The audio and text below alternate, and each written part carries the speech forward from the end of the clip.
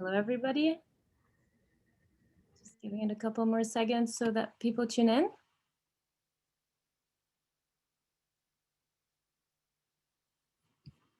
Okay. Hi, everyone. My name is Carol Sufi. I'm the market research analyst at Branch Food, and it is my pleasure to welcome you all today. By way of introduction, Branch Food is New England's leading community of food entrepreneurs launching and growing CPG, food tech, and ag tech startups. Since 2015, we've been hosting entrepreneurs in our co-working space in downtown Boston and supporting them through industry connections, mentorship services, as well as funding opportunities through our sister company, Branch Venture Group, which is a network of angel investors who fund early-stage food startups with sustainable missions. Visit our website, www.branchfood.com, to check out our upcoming webinars and monthly community tables. And if you're looking for business support and ways to accelerate your goals, consider applying to our community membership. Today, we're thrilled to kick off our last session of the Discovery series that we've been hosting in collaboration with Survey.com, a leading merchandising software company who also happen to be our neighbors in Boston. Throughout the series, we explore launching in retail, raising capital, marketing products, and developing innovative sampling strategies to help you achieve go-to-market success. Consumer product discovery and purchase patterns are changing, but despite the rise of online shopping, most purchases still take place in stores. Since winning on shelves is more important than ever, we've invited successful food and beverage entrepreneurs to share their key insights and creative wins so you can increase awareness around new products and drive your return on investment in retail. Special thank you to Survey.com for their support around this series. Survey.com delivers in-store execution, activations, and retail analytics for brands in brick and mortar retail. Their nationwide team of field reps bring new products to market, manage product demos, now that retailers are starting to plan how to do them safely, and navigate the complexity of multiple retailers nationwide. Today's session is about a topic that I know we're all eager to hear about: sampling. With in-store demos a no-go, how can CPG brands increase their visibility, engage their target audience, and drive sales in store, specifically in the current omni-channel environment that we live in? Throughout the session, you'll hear about innovative and sometimes out-of-the-box trial and sampling solutions that successful entrepreneurs have been leveraging to gain more in-store sales than they thought possible. A couple of notes before we begin. The session is recorded and will be shared with all of you in an email tomorrow. And the last 15 to 20 minutes will be dedicated to Q&A. So please submit your questions throughout the session in the Q&A function that you can access on the bottom of your screen. To kick off the session, I'd like to welcome our awesome moderator, Monica Watrous, who's the managing editor at Food Business News, as well as Marie Chevrier Schwartz, founder and CEO of Sampler, John Spear, vice president of marketing at The Urgent Company, the makers of Brave Robot, and last but not least, Chris Murphy, vice president of sales and marketing at Ancient Harvest and Pamela's Brands. Monica, over to you. Thank you for that great introduction. So as Carol said, I'm Monica Watrous. I'm the managing editor of Food Business News and the editor of Food Entrepreneur. And I really appreciate the opportunity to moderate this fourth and final session of the Discovery series presented by Branch Food and Survey.com. At Food Entrepreneur, I am lucky to speak with the founders of early stage food and beverage brands on a nearly daily basis. And one of the questions that I've asked every single one of them in the past year is, how are you generating consumer trial and awareness during the pandemic? With sampling and other field marketing opportunities suspended for months, many startups, especially those innovating with new ingredients and applications, were forced to experiment with some creative solutions. Now we're seeing in-store demos slowly coming back, but we also now have a whole new set of tools and channels for getting products in the hands and mouths of consumers. So we have a great group here of panelists who can speak to what works, what doesn't work, and what new opportunities may continue in a post-pandemic retail environment. So to set the stage, I'd like to invite our panelists to provide a brief introduction of themselves and their businesses. And Marie, why don't we start with you? Happy to. Thanks for having me, Monica and Carol. My name is Marie Chevrier. I'm the founder of Sampler. Sampler is the leading digital product sampling platform. What does digital product sampling mean? It means we help brands connect with consumers digitally first. So by targeting consumers online. We do that many different ways, but one of my favorite ways is with our product called the Sampler Exchange, which allows you to target consumers that fit the lifestyle you're targeting. So maybe it's consumers who are vegan and live in Boston. We find those consumers, we actually ship them physical samples direct to home, so they receive it at home. And then because we connected with them digitally first, we can actually follow up with them, ask them how they felt about your product, and ultimately continue the conversation with them all the way to purchase. So truly bringing, the full turnkey solution for sampling that could be targeted, measurable, and impactful. Looking forward to learning more as the discussion continues. Chris, could you tell us about who you are and what you do with Ancient Harvest and Pamela's brands? Sure, of course. Well, good afternoon, everybody, and it's a pleasure to be here with such a great panel of folks.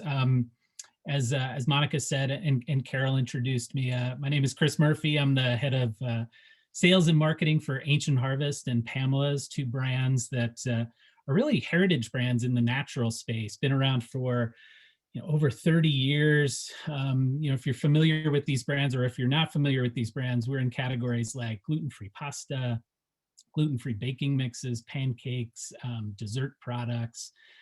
So a real range of product categories. Prior to, and I've been with the company for roughly just under 2 years.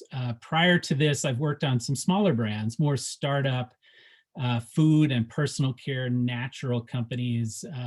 Most recently, Quinn Snacks, which does microwave popcorn and pretzels, and recently had a nice investment from Hershey and is doing really, really well. And Seaweed Bath Company, which is more on the personal care side of things, but also in the natural space. Before that, more big business experience. I was at Procter & Gamble for years, and Amazon, I spent some time. Colgate was also my entry into natural products, as I worked on the Tom's of Maine brand for about 4 years. Yeah, that's a little bit about me. Great, thank you. You have so much expertise. I'm really excited to tap into your wealth of knowledge about sampling. And John, tell us about yourself and Urgent Company and Brave Robot.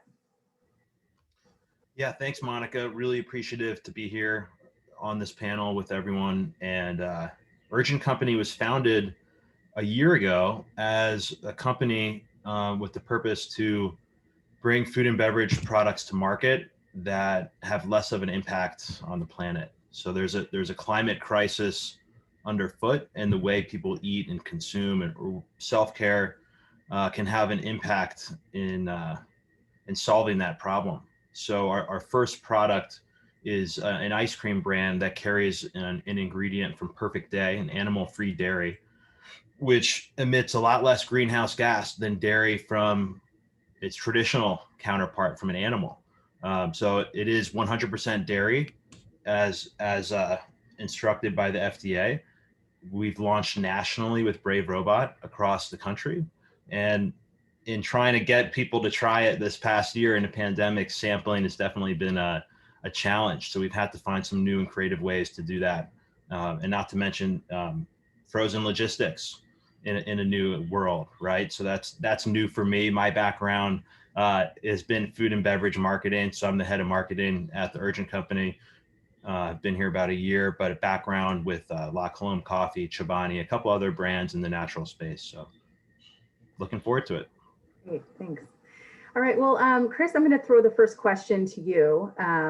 So can you tell us about what sampling strategies that Ancient Harvest and Pamela's used before the pandemic, and what strategies have you tried since the onset of the pandemic? Sure, I'd be happy to share. Like many brands, and I would say, Ancient Harvest and Pamela's, we benefit from the fact that we're sort of nationally distributed. So we do have a pretty broad national footprint, which is both good and challenging at times when we're trying to execute, specific programs. And I would say prior to the pandemic, we were doing a lot of the things most brands that are carried nationally do. We were in store doing demos with strategic, retail partners, whether it was Whole Foods or specific, food retailers we were really trying to build our business with, or doing event-based sampling, at strategic events where we knew gluten-free consumers would be, we did as much as we could with, literal hand them out kind of sampling activation. But, obviously with the pandemic, all of that went away. And, when this occurred, we really took a step back and asked ourselves, what are we truly trying to accomplish with sampling? And it, ultimately it was trying to drive new trial with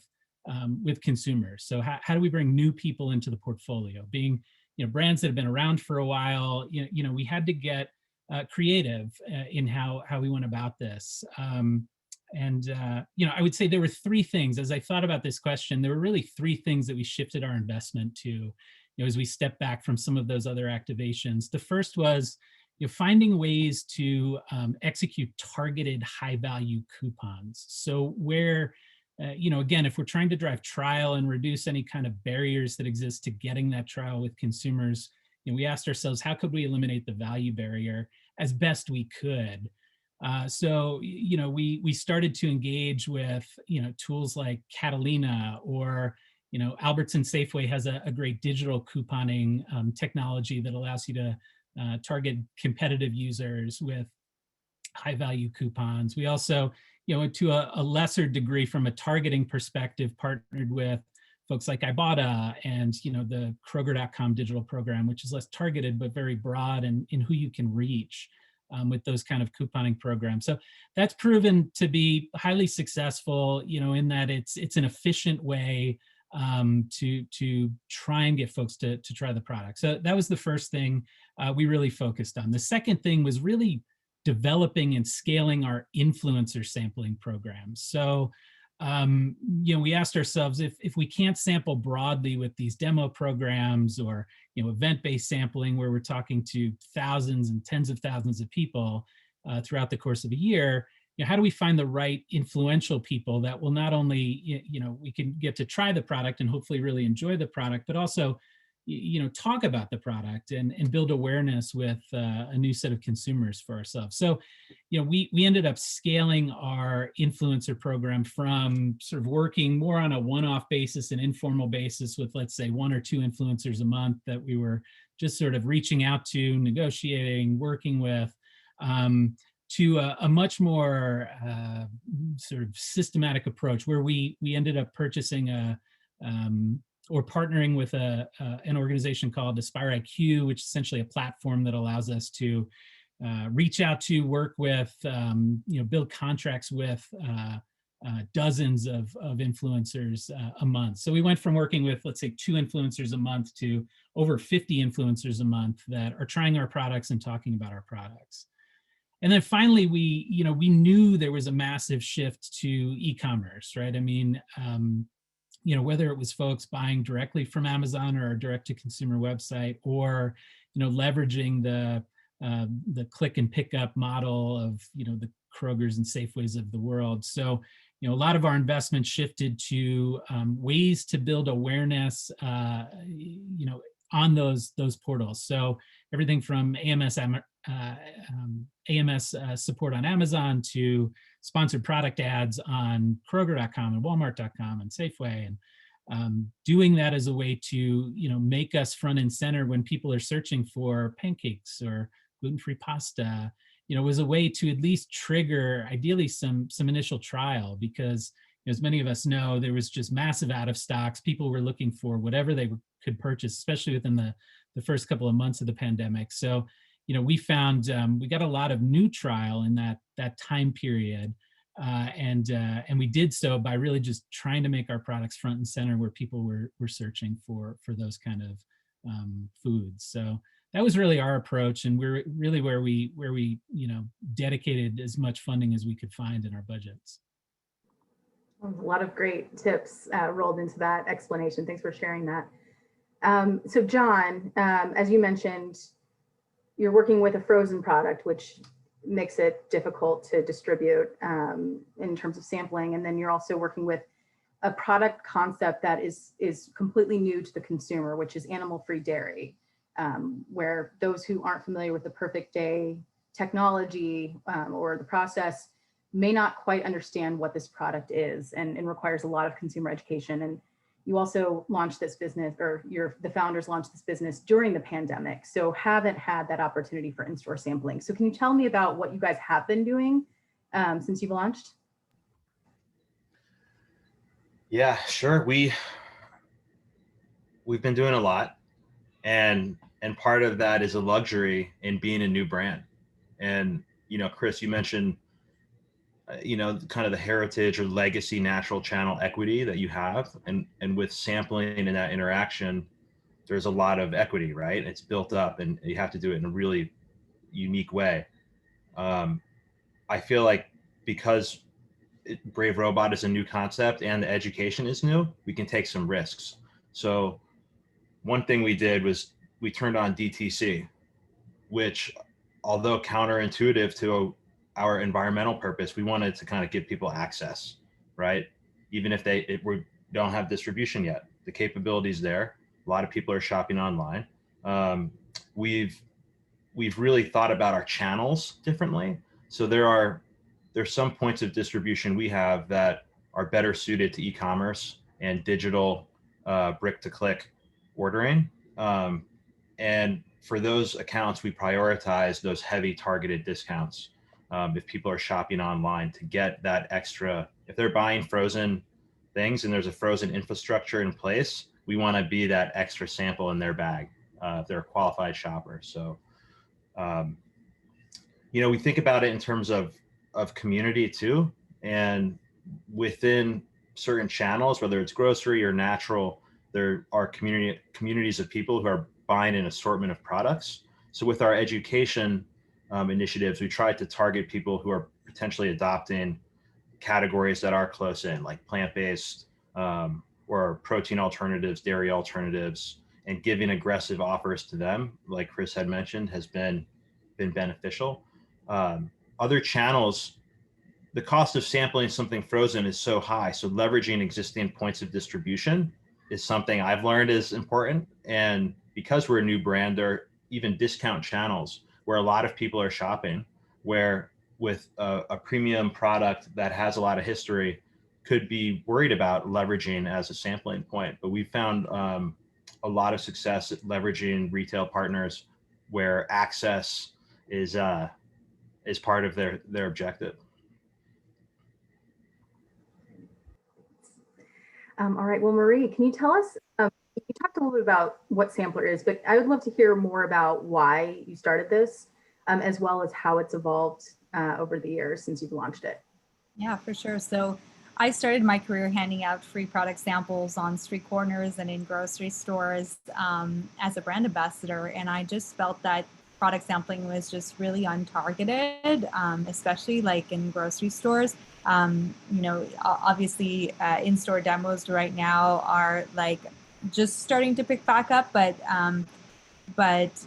in the example of a warm cheese ball at Costco on Sunday, right? You give the brand ambassador gives the cheese ball to the consumer, and the consumer walks away, and we don't really know whether they had a positive experience, a negative experience. So I really wanted to make sure that our demos could become more qualitative. And I set out with the mission of let's digitize product sampling and making it as affordable as an in-store demo. And we're really there now. So we're at the point where we're operating on such scale, especially on our sampler exchange program, where basically the way it works is that you as a brand say, I want to reach a specific consumer. The consumer gets a list of samples after filling a profile that they can match with. They pick the samples, and ultimately your sample gets placed alongside others in a box. So we get the economies of shipping together. So my mission was always to make digital sampling as cost effective as in-store sampling, and we've really gotten to that point. So with the pandemic, I mean, a lot of brands, what the beauty of it was for us was that it got people to start testing with digital sampling and are seeing a lot of benefits because you can do data capture with digital sampling. You can understand who the consumer is, and you can also capture an email and continue the conversation with consumers. So those are kind of the benefits and, how the company has evolved over time. And Is there, can you talk about the competitive landscape with Sampler? Are there any other businesses doing anything like this?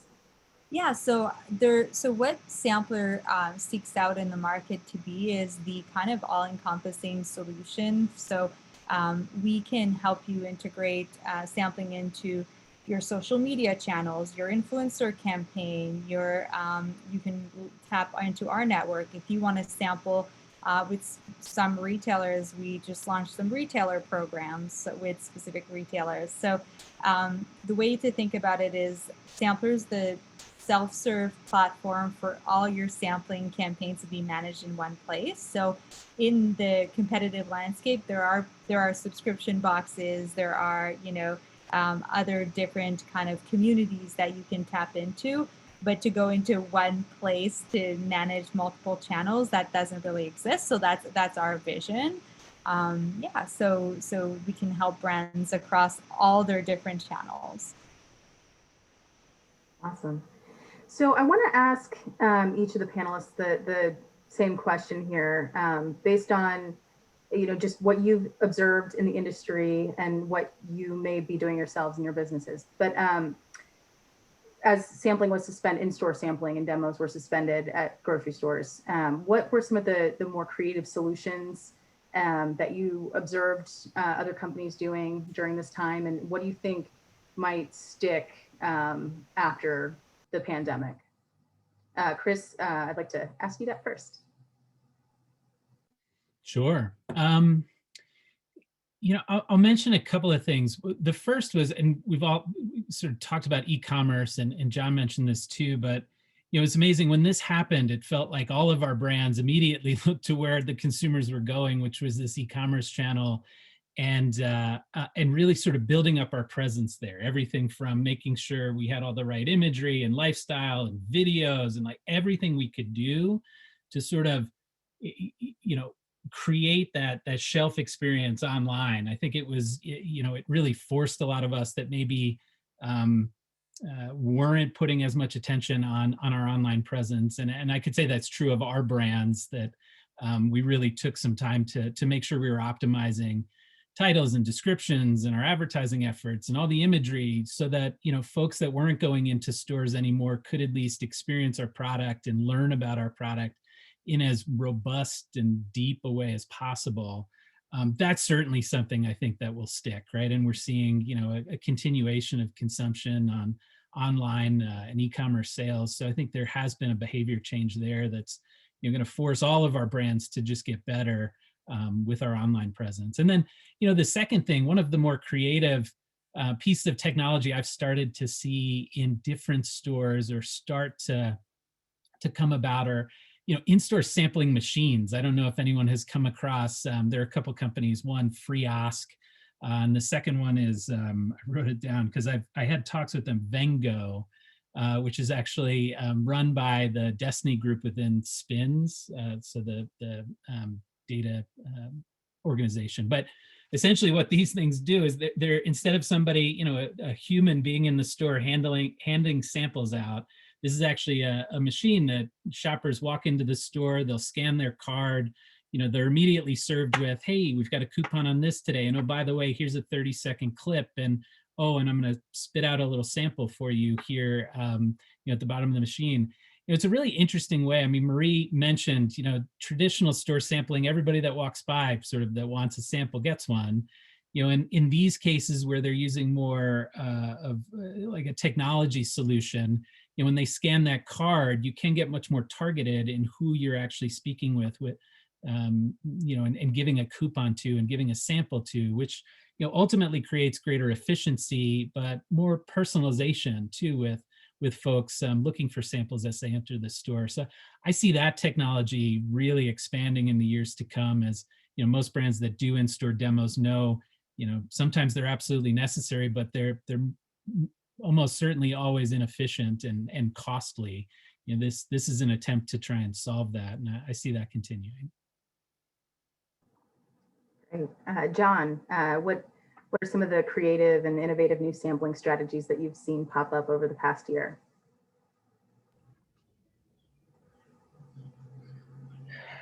Well, the thing about sampling that I love is that you can accomplish so much with it, depending on your objective. And there's some innovative things I've seen done to either get product feedback or first party data. There's some really cool stuff in the reimbursement space right now. As payment becomes debundled and there are so many peer-to-peer payment opportunities, it depends on the objective. We did a sampling for Earth Day in LA, and it was a small footprint. We partnered with Alfred Coffee in West Hollywood, and we made affogatos, so ice cream with espresso poured over. And we had, we probably did 2,000 samples that day off-site, but the content that we got out of it and having people there on site and then distributing that content makes it kind of a virtual sampling where hopefully there's a little bit of FOMO, right? But that's away from a point of distribution. In really close into store, Free Osk is cool. A lot of cool stuff happening there. There's some key retailers I think are doing a really good job at identifying the right shoppers and then giving them the right offer or bundle of offers. Yeah. And Marie, from your perspective, geographically as well as, you have a different lens from which you're viewing the industry. What are some of the other ways that people are doing this that you've noticed? So I think social media sampling is a really cool topic as well, and that includes influencer sampling. So what we found is that, we're all running ads and we're all trying to get consumers to convert to maybe our CRM, maybe our mailing list, maybe to a purchase. But we forget that sometimes consumers need an incentive to convert.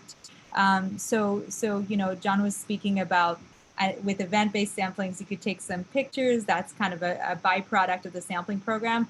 With social sampling, one of the byproducts is email acquisition. So if let's say you're doing an ad on Instagram and you're offering 10% off, if you ran the same ad but offered a free product sample, you could probably expect conversion to go up about 10x. So depending on, your cost per acquisition goal, depending on, how much you're willing to pay for a lead, that can make a ton of sense, right? So obviously frozen is so difficult, but if you have, a flat sachet sample and it's something that you can ship effectively, that those economics could make sense. So I think thinking about sampling as, yes, it's about driving discovery, but what are the other objectives that I could be driving with it, including a higher conversion on my ads? That could definitely be one way to look at it.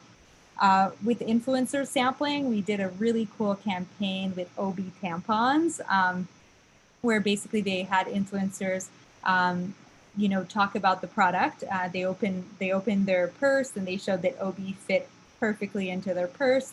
And then they said to consumers, if you want a free sample, go to the link below on YouTube, and you can, if you're one of the first 1,000 to click through, you can actually get a free sample. Well, here you have someone who's watched 40, maybe not 4 minutes of an influencer talking about your product and then converting to the sample. You've done your education. They're a high value consumer at this point, and you're doing a data capture. So I think it's just about how do you integrate sampling into the things you're already doing to ensure that you're collecting more, that you're getting more out of your existing channels. That's where I get most excited. Yeah, and so speaking of influencer marketing, Chris, you mentioned that that was something that you guys started experimenting with over the past year. What have you found to be the keys to effective influencer marketing?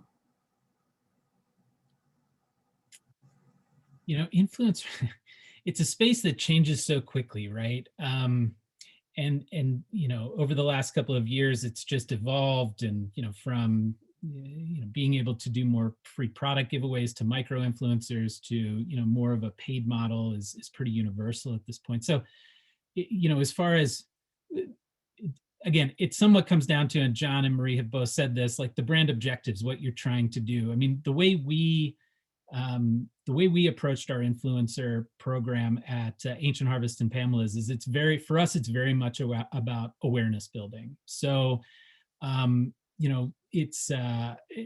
the way we've made that efficient is to try and scale it as quickly as possible. So, when I mentioned earlier, prior to the pandemic, we were working with influencers, but it was, 1 or 2 a month. And it was, we would reach out to someone, they would reach out to us. Like, that's how we would get connected. We essentially turned that on its head, when we realized, all right, we've got to scale this, and that's not going to happen with one-to-one relationships. Like, we need a tool to do this. So, we met with a dozen different companies. There are hundreds of companies out there today that, promote the fact that they've got networks of influencers that can serve as a platform, to scale your influencer programs. And, I'd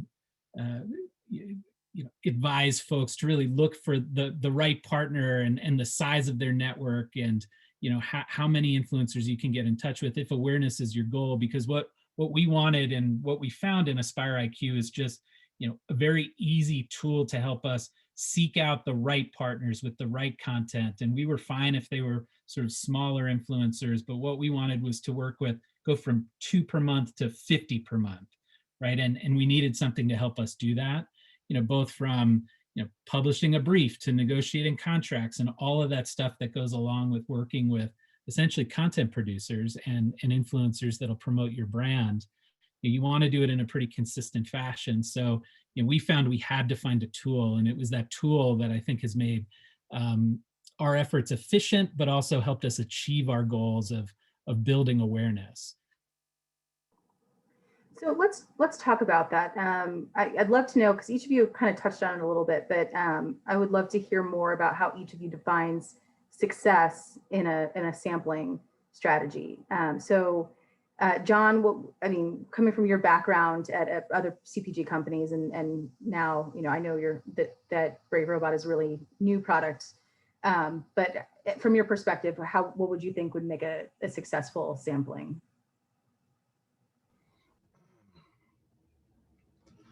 Well, there are definitely a lot of measurable KPIs, right?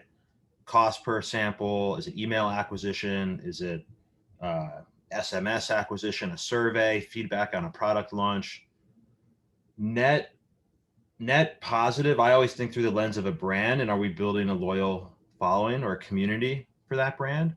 So really, trust is probably the ultimate sampling opportunity. And in building a brand, you want to stoke the community, right? And if you identify the shared affinities within that, and you find something in common, in our case, I think whether you're a dairy ice cream eater or a plant-based ice cream eater, you probably appreciate and love animals. So what is that common thread? If you love animals, maybe it's you care about the SPCA, or you're walking your dog on the weekend, and building trust through those commonalities in the form of a demo. It could be, all right, I know that the people in this market or in this channel or in this geography are into X. Let me practice on tailoring our sampling experience to this exact moment to build trust and a quality engagement.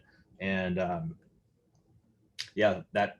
that feedback loop is important. So email, building a correspondence, a feedback loop, and building that community from a sampling is one simple metric.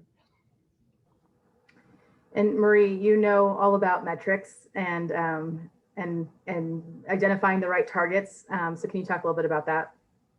Yeah, so how we showcase success, we start with 100% targeted. I think that's the most important one is, if you only have 5,000 chocolate bars to give, you want to give those 5,000 chocolate bars to the most valuable consumer out there. So 100% targeted is, for me, the most important. Within that, a rise in brand awareness is usually why brands sample, right? So if you can actually go to 100% people who have never heard about your brand, if brand awareness is your goal, that could be part of targeting. capture of data on 100% of consumers, but opt-in to remarketing will typically be on a digital sampling program about 1 out of 2 people. So if 1 out of 2 people that you sample to convert to your CRM and they want to hear from your newsletter, that's great success. Our best brands get 80% conversion to email, right? So that's awesome. And those are people that you can continue to market to on an ongoing basis. On Sampler, you can also set up social retargeting. So 100% of consumers, you could actually retarget on your social. So basically 100% of people via digital, you'll be able to retarget. You want to get ratings and reviews and user-generated content from your sampling. Great success might look like 1 out of 3 people leaving a review that you can actually publish on your retail website. So Sampler has a great integration with Bazaar Voice and Yotpo, so all the kind of review syndication platforms. So if 1 out of 3 people leave a qualitative review with at least with the minimum character count, that's great success. And again, all of these metrics are happening with one sample, right? So a consumer who is within your target market, who left a review, registered to your newsletter, and then the ultimate metric is conversion to purchase, right? So with Sampler, you are able to take a look at what are the consumers who sampled and converted to a purchase on my website. I won't, say that it's going to be massive right from the beginning. You have to keep nurturing that relationship, but brands do see conversion to purchase, and that's really exciting. That's ultimately what we want to optimize for. So after your first campaign, you take a look, who are the consumers that convert to purchase after sampling, and then you optimize your campaigns towards those profiles and keep making it better.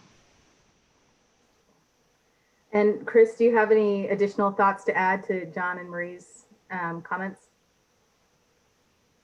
No, I thought those were great perspectives. I mean, the only thing I'll add is, sometimes the success of your programs, is somewhat dependent on the stage of your business, right? I find, the businesses I'm on now are somewhat established. So, and my investor group, wants to see returns, that wants us to remain profitable as a company, right? So, yeah, for me, it's all about ROI. Marie mentioned, conversion to purchase is critical in any activity you're doing as a marketer, including sampling. It becomes more important, I think, as your brand gets more established. But earlier stage companies, to some extent, ROI can go out the window, in certain situations. And I'll give you an example. When I was on Quinn Snacks and we were just launching the pretzel business, we were doing great in the natural channel, but we hadn't really broken into the conventional channel, and we were looking to get into food or grocery. And our first hit was King Soopers out here in the Denver area, so our local Kroger affiliate or banner, right? When we got into King Soopers, we said to ourselves, gosh, this is going to be our case study. Like, we have to succeed here. So no matter what it takes, we're going to win. And it was essentially an all hands on deck kind of situation where, the hundreds of stores that were here in the area, we took, a couple of months, and all of the team members, we'd be in stores, we'd be demoing, we'd produce displays, we'd bring them in, we'd work with the store managers. But the whole purpose, like the success for us, was about ensuring that first entry into a conventional channel retailer that we were going to use as our case study, and ultimately try and get the national Kroger buyer meeting, to expand into other banners.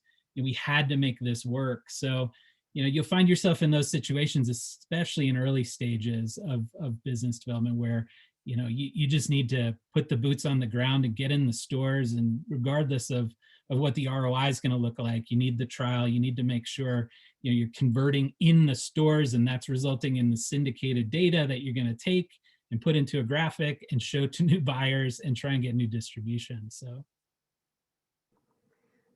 let's talk about what doesn't work, including traditional sampling practices, as well as some of the newer strategies that have popped up in the past year.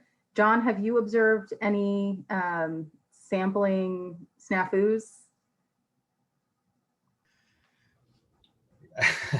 I think we've all probably seen some opportunities for improvement, and don't want to put any particular products or brands on blast here, but I think we're all being faced with this conversion of like digital to analog worlds.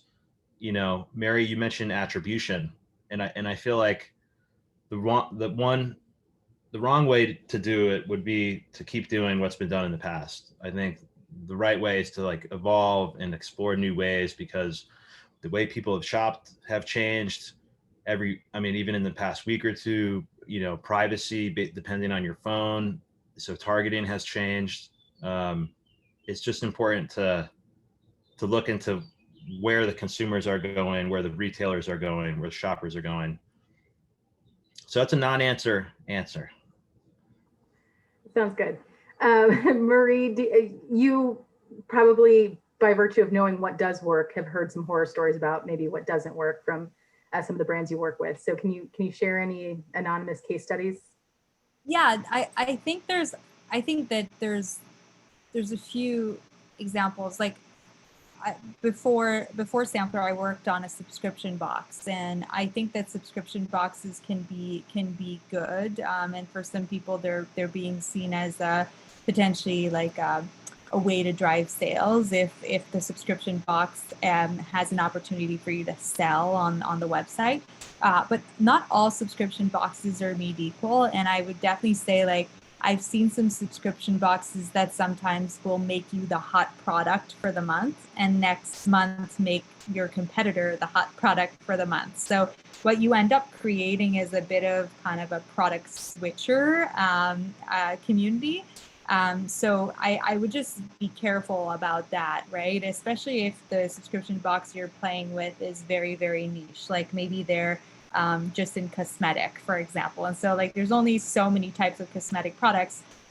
You'll be the hot mascara for a month, next month it'll be another. So that's one that I've seen. Like there's really good players out there really that have done a good job at diversifying the product lines, but there's some that haven't. So just be careful about that.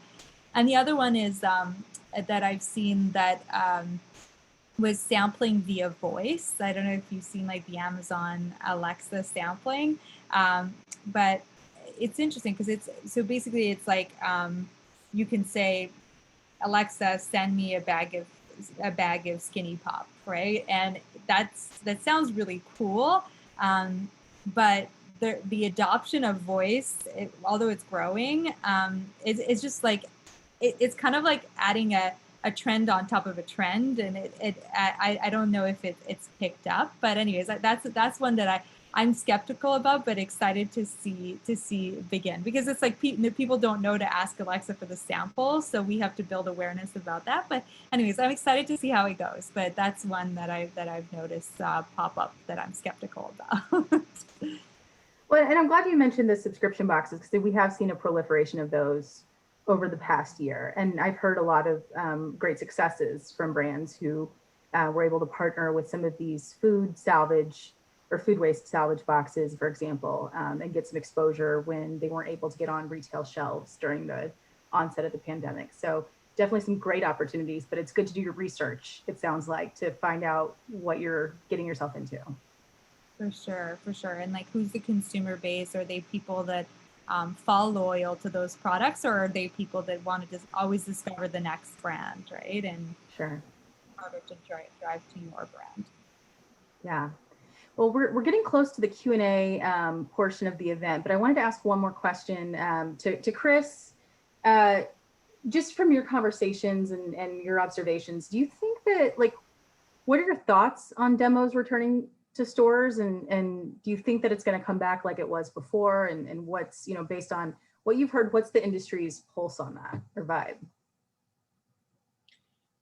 Yeah, I think it depends on the retailer, right? I mean, sampling, to some retailers, it's sort of core to their equity, their essence, right? I mean, Whole Foods, Costco, like the club model. I mean, I think you will end up seeing sampling come back to a large degree, similar to where it was before, maybe with more, sanitation associated with those events. But as I mentioned earlier, I also see the whole sort of in-store demo world, changing and evolving and adopting some of these technologies that are coming out, right? Like some of the the ways to target through the the frios of the world, essentially the kiosks that distribute the samples. I could see, I see that happening more and more in retailers that still want to offer that opportunity to consumers to try new products, to get a coupon, to drive the trial and improve sales at the shelf. But core demos, to some degree they'll come back, but it may not be as proliferated as it was before. John, do you have any thoughts on that from your perspective? We're keeping our ear really close to the ground about which retailers, depending on their strategy, are going to bring sampling back sooner than later. I think they're in some pockets of the country, they've approached the pandemic differently than others. So I think we're going to see this turn back on at a varying pace across the country. Really depends on the category you're in and what you're trying to accomplish. But yeah, to some extent, I'm optimistic, really optimistic that this summer, especially, and as we get into the fall, it will come back in some capacity.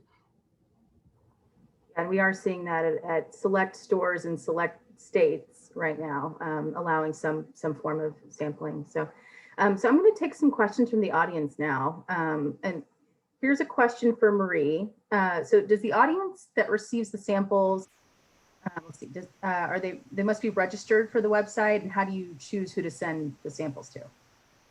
Yeah, great question. So consumers, when they connect with Sampler, will create a profile. We ask them questions that will help us understand their preferences. That might be their dietary preferences, their skin type, their hair type, stuff like that. And ultimately, we match consumers with your product based on what your brief is. So if you're looking for vegans, we will look at profiles that are for vegans. This happens in real time. So as soon as you finish your profile, you then get matched with samples that fit your lifestyle. If some are available for you, if they're not available for you, we'll ping you when they are. And ultimately, that's how we choose. We do the matchmaking. You were saying that you have 50,000 consumers on the platform? Reach 50 million. 50 million! Oh my goodness, way off. Yeah. So that's our total reach across our network. So as I said, we sample across like publisher websites, retailers. So there's multiple ways you can reach consumers. Do you have like any sort of guardrails for what types of products you'll accept through the program? Like, are you working with cold chain products? Yeah. So for cold, it had like right now, most of our solutions would be a in-store coupon that you would take a coupon in store in order to pick up off in the cooler. We're working with retailers for innovative solutions that could be in line with integrated into their supply chain. Not in place yet, but stay tuned for that. Great.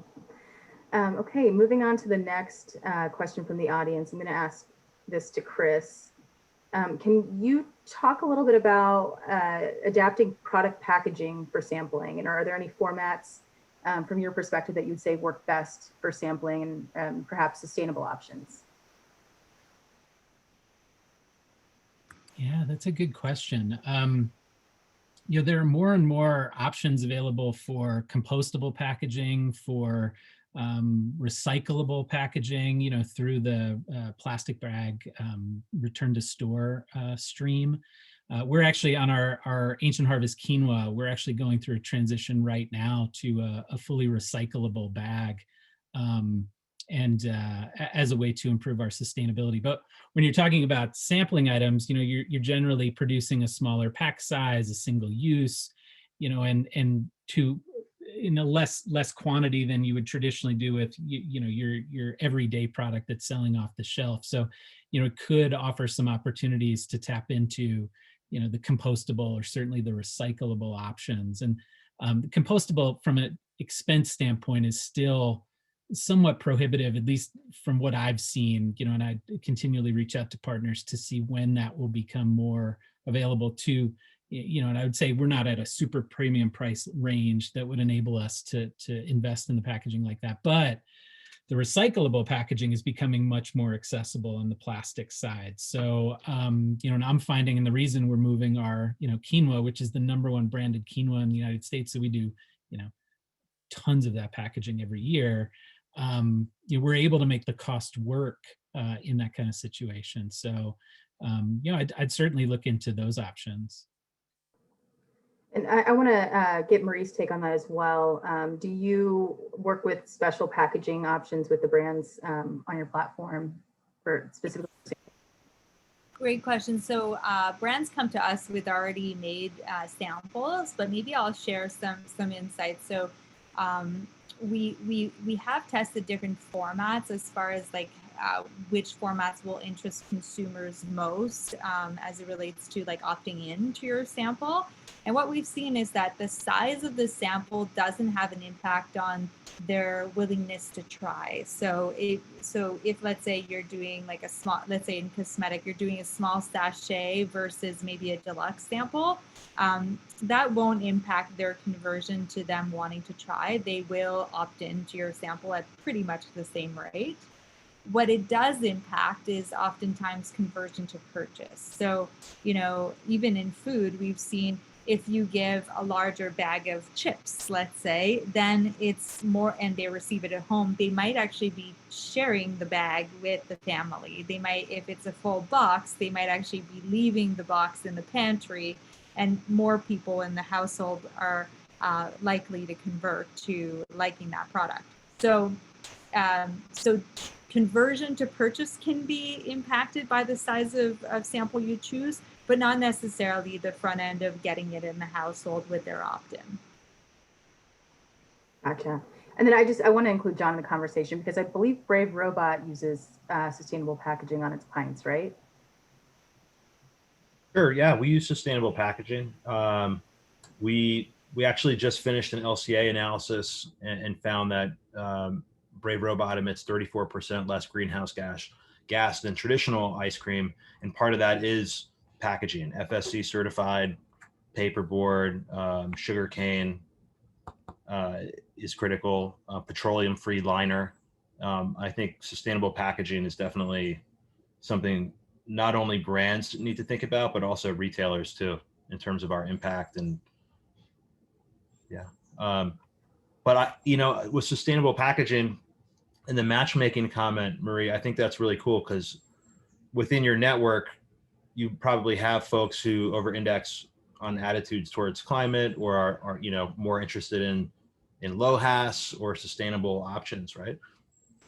For sure. And by the way, Sampler's packaging that we ship in is also fully recyclable. So if you're a brand that aligns with that, it's also something to keep in mind what you'll be shipped in.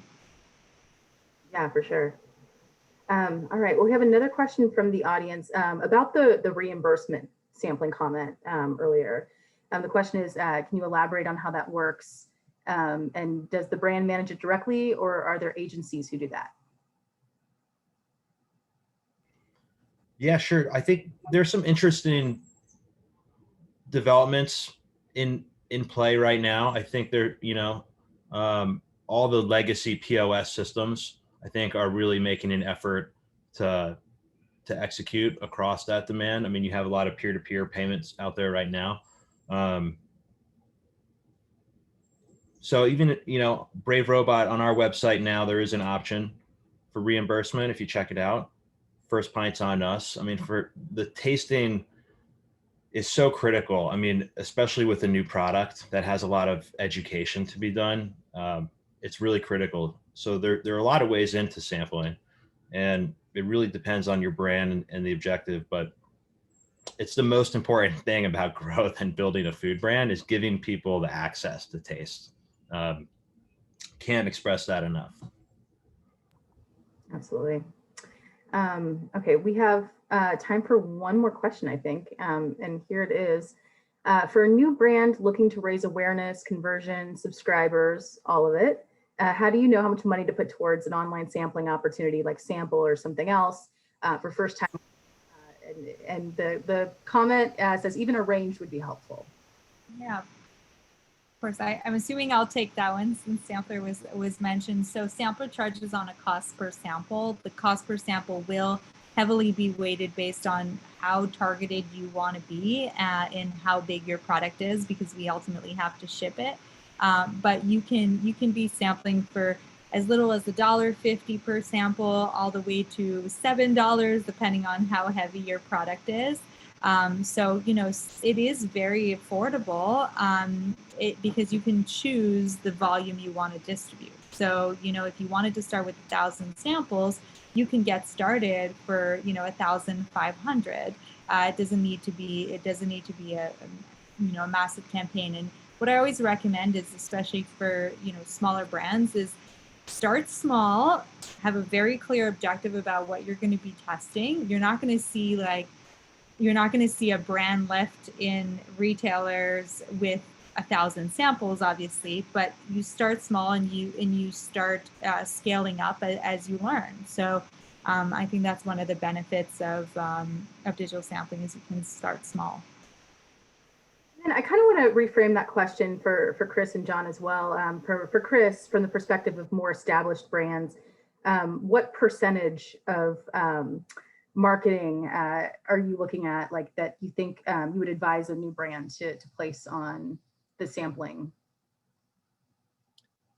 Yeah, in general, you know, if we start with, you know, what percentage of, let's say, your gross revenue should be allocating to marketing, it always depends on like your gross margins. And food businesses generally have lower gross margins than other categories like cosmetics or personal care.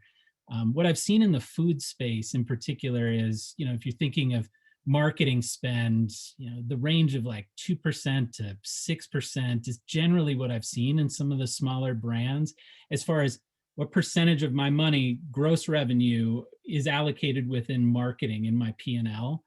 And then, you know, once you have your marketing budget, certainly you have to determine what's the best way to drive. I mean, marketing dollars should be, you know, for the most part, driving top line revenue. So, you know, what are the right tactics? And if you choose sampling as the tactic to drive trial, you know, it sort of comes down to, you know, do you put all of that funding in? And the other thing I'll mention is trying to balance working versus non-working dollars. That's a big thing I try and do in all of my budgets. But, you know, once you have that, let's say 6% of your gross revenue, and you lock your marketing budget for the year, you know, the goal is always to spend as much money as possible on what we call working dollars, which is literally dollars you're spending on activities that are touching the consumer, right?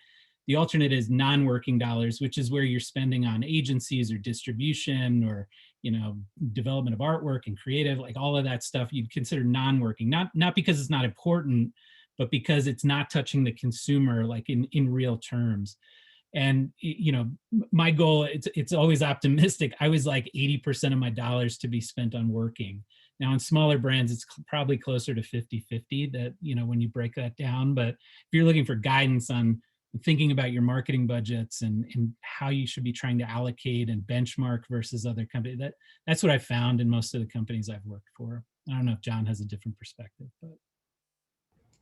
Yeah, that's par for the course, and love to break it out, working and non-working, because ideally everything's going to the consumer and going through an opportunity to try and see it firsthand work for them. Great. Well, it looks like we're out of time. I really appreciate all the valuable insights that you three have shared over the past hour, and I will kick it back over to Carol. Thank you, Monica, and thank you, Marie, Chris, and John, for those valuable insights that you've shared with our community today. I know that sampling is a big topic that a lot of entrepreneurs are thinking about. So thanks again for the contribution. Big thanks to the survey.com team, specifically Tina Adolfson, for the support around the Discovery series and the valuable contributions. If you're a CPG entrepreneur looking for in-store execution and brand representation with retail analytics and shelf-level insights, be sure to connect with Tina. You'll be in good hands. And thanks again to our wonderful panelists here. And thank you, Monica, for moderating this session. Thank you all for attending. We hope to see you soon and have a good one. Thank you. Thank you. Bye. Thanks, everyone. Thanks.